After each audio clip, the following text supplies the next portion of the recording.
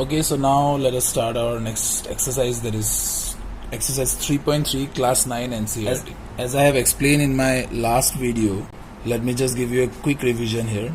These were the quadrants, remember, this was the origin, x-axis, y-axis and the 4 quadrants. Okay, so I have told you that this is positive and positive, both the coordinates will be positive.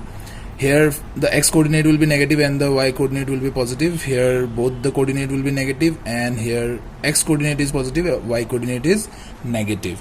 So with this concept we need to check the given coordinates of question number 1 lies on which quadrant. Okay, so here it is negative and it is positive, so this will be under which quadrant? Yes, it is for second quadrant. This is positive and this is negative, so this will be under which quadrant? This will be fourth quadrant. Yes, and similarly this one is 0, so I have told you that some points will lie on the axis, and to check that we need to check that which axis the point is lying. So if the x coordinate is 0, it will lie on y axis, and if the y coordinate is 0, then it will lie on the x axis.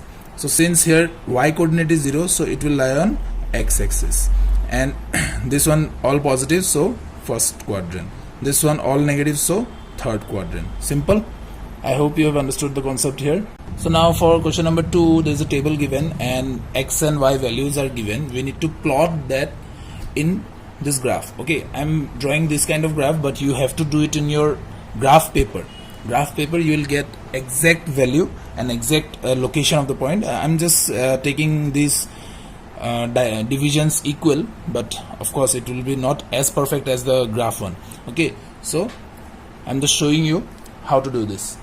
First number is coordinate is -2, 8. So -2 is here on the x-axis and 8.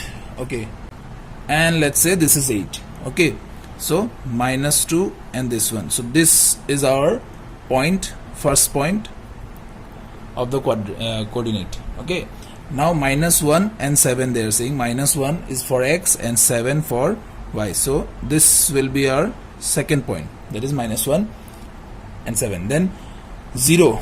So x coordinate is 0, means it will be under y axis. Now they are saying the y axis is -1.25.